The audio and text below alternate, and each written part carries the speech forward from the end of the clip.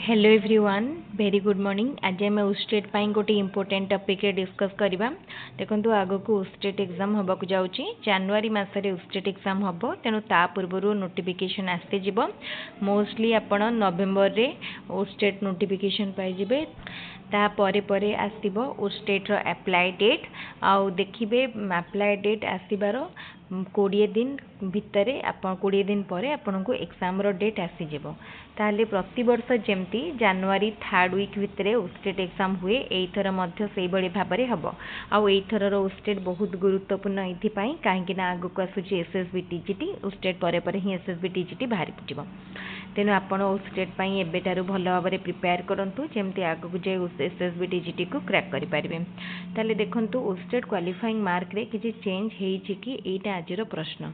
उस्टेट qualifying mark पूर्वरु केते थिला माने आमे जदि कहबा 2021 उस्टेट कथा जदि कहबा ताले क्वालिफाइंग मार्क केते थिला ना जनरल पई थिला 90 एवं अदर कैटेगरीज पई थिला 75। किंतु तापरे उस्टेट क्वालिफाइंग मार्क चेंज हैला। उस्टेट क्वालिफाइंग मार्क चेंज है कि हमरो जनरल कैटेगरीज पई हैला जनरल कैटेगरी पई हैला 68 एंड अदर कैटेगरीज पई हैला 53। तेणु देखंतु एबे जो उस्टेट मार्क अच्छी सेटा सेम जनरल पई अच्छी 68 एंड अदर कैटेगरीज पई अच्छी 53। आगु को आउ उस्टेट मार्क केबे भी बढ़ी बनी काहेकि ना सबले बढ़ी थिले हुए तो कमी थांदा किंतु बढ़ी कमियाटा केबे बढ़ी बनी। तेणु आपण रिलैक्स रहंतु। जो माने भी मन रे भय रखिचंदी कि उस्टेट मार्क ओटीटी संगे समान कर दबो कि से माने रिलैक्स रहंतु। जो उस्टेट मार्क केबे भी बढ़ी बनी जेमती अच्छी सेते रहइबो। आउ आपण किंतु एतिकी कन्फर्म रहंतु कि उस्टेट रो क्वेश्चन लेवल दिनकु दिन बढ़ियो सबु बेले सहज क्वेश्चन आसीबनी। तेणु आपण एतिकी कन्फर्म रहंतु कि उस्टेट क्वेश्चन दिनकु दिन आहुरी माने तार लेवल बढ़िबो माने मॉडरेट एंड डिफिकल्ट मिक्स हे कि आसीबो।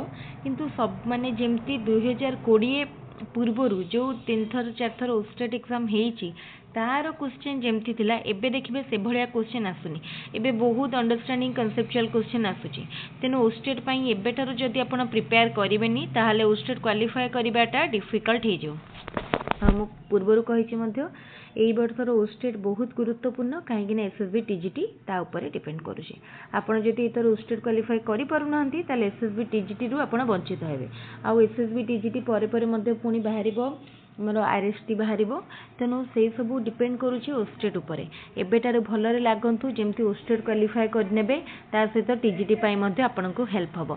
उस्टेट हेल्प माने पई मु हमर क्लास स्टार्ट कर देछि। जो माने चाहुचंती रेगुलर बेसिस रे हमर क्लास को देखि परिबे सिंपली यूट्यूब रे आपण सब्सक्रिप्शन बटन को क्लिक कले सब्सक्राइब हो जबो एंड सब्सक्राइब कला परे रेगुलर भाबरे आपनको वीडियो रो अपडेट आसी जबो। पूरा पूरी उस्टेट सिलेबस वाइज क्लास हबो।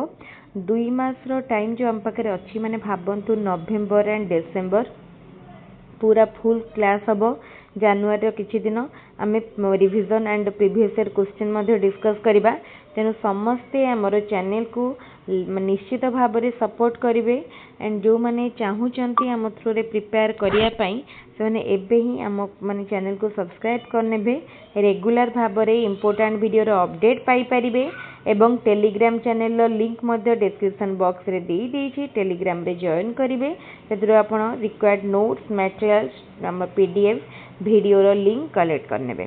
तेले आजिर वीडियोटी मु भाबुची निश्चित इनफॉर्मेटिव हबो। सांग मानक सहित वीडियोटी को बहुत संख्या शेयर करंतु।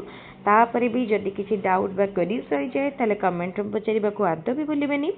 आ गोटे कथा मन रखंतु हम चैनल रे खाली उस्टेट पाई नुह ओटीटी पाई टीईटी पाई एवं टीचर रिक्रुटमेंट टेस्ट पाई मध्य क्लास होउची।